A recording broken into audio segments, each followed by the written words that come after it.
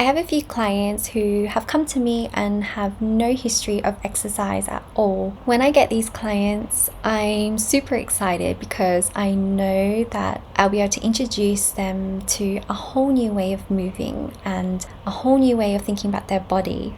Often these clients leave the class feeling so invigorated and like a whole new person already. I'm about to go teach, but I have a little time, so I wanted to make a video about how beginners can get started on their fitness journey. My first advice on how to get started is to take really small steps. There's a concept where if you have a hard task coming up and you've been putting it off for ages, you should just start, even if it's 5 minutes of your time. The idea is that once you get started, that 5 minutes flows into 10 minutes, 15 minutes, and you eventually get the task done. Exercising can be a little bit like that. You just have to start somewhere, and you don't have to do something hard, intimidating. Like, I get it, doing Pilates may be very intimidating for a lot of people. There's a lot of equipment, a lot of instruction, detailed movements.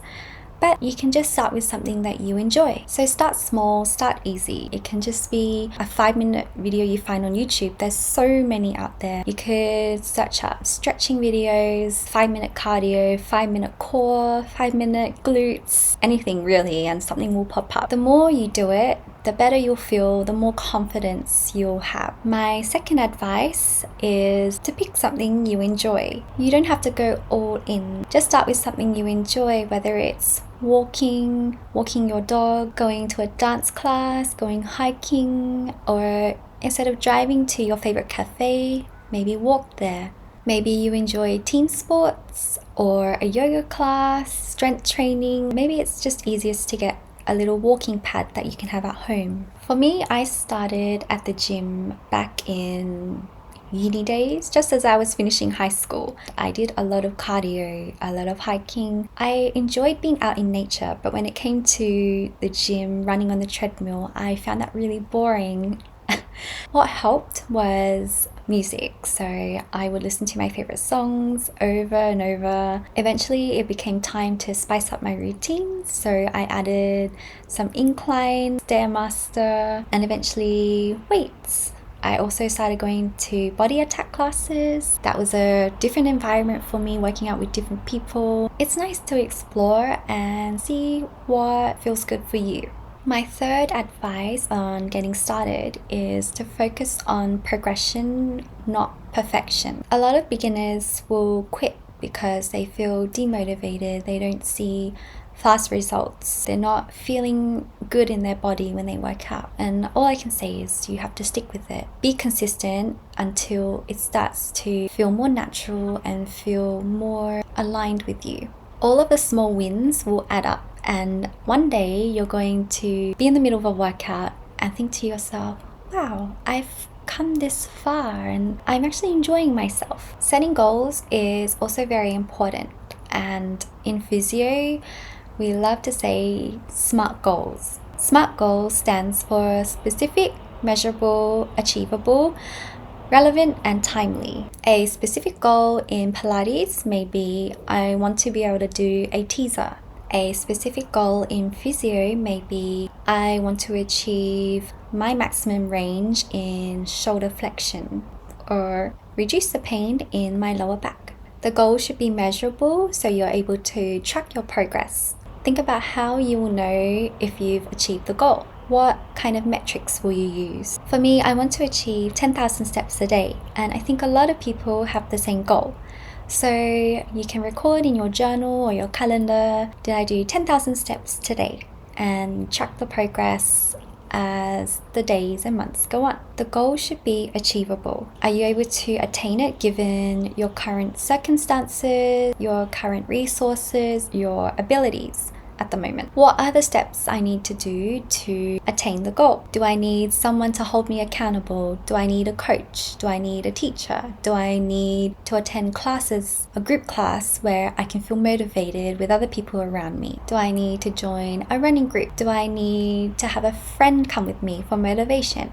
Do I need to educate myself more by taking a course? Think about your schedule, how you can fit this into a busy routine. To make it achievable, do you have to wake up a little bit earlier? Would you have to do a class on the weekend instead when you have more free time available? The goal should also be relevant. Think about, why is this goal important to me? Why is it that I need to go out of my comfort zone to achieve this goal? And think about, why is this goal worth pursuing? Personally, I want to get better at my Pilates practice. I want to strengthen my core, I want to tone up, and I want to look and feel my best every day. That's relevant to me. What's relevant to others, maybe they want to feel less pain. They want to increase their range in their joints. They want to feel more flexible so they can move around every day more freely and more easily.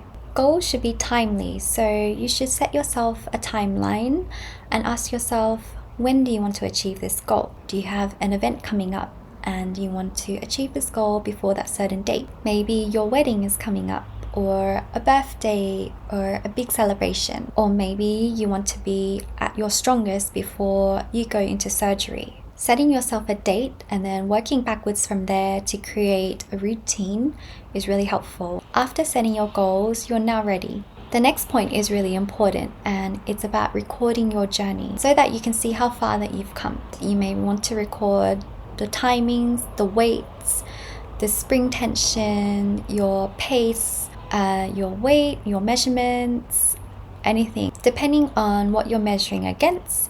So if you're doing a plank, maybe you're timing how long you can hold the plank for, and at the start perhaps it's 10-20 seconds. Down the track you'll see, wow, I have progressed to a minute. It's hard to remember as the journey goes on how far you've come, and you take the journey for granted. So I always love to tell my clients, wow, you're doing this exercise so much better. The spring tension is less, or the spring tension is more, depending on the exercise.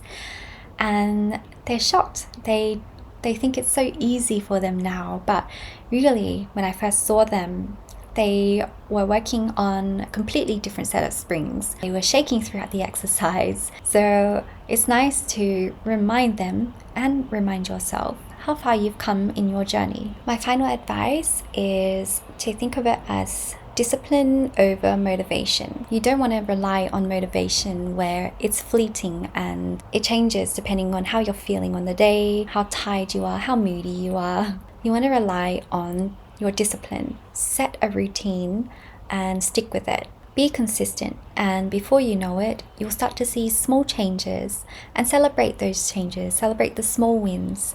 Remember, it's important to listen to your body, and when you're first starting out, you have to avoid the all or nothing mindset. If you miss a day, don't feel bad about it. You can start again tomorrow or the next day. If you feel like you're burning out or your body is just being pushed too much, take time to rest and recover. Don't be too hard on yourself, especially on days where you don't feel up for your exercise. Remember, you're just starting out. You don't need to train like an athlete, train like a professional. You just have to do something that you enjoy and at a pace that is right for you. It's important to give your body a break, so think of it as just a reset. When you feel better, you can start again. You can start slow and eventually build yourself up again. Change your routine every once in a while when you start to feel that boredom coming in. Challenge yourself, set progressions, look back on how far you've come. Get a teacher, get a coach. Hold yourself accountable. Eventually, you're going to see the amazing changes in your body. You're going to start to not only look different, but feel different as well. You're going to build up so much confidence. You're going to start to build a whole new mindset, and I'm so excited for that. So I wish you the best on the start of your journey, and I hope these tips help you to get started.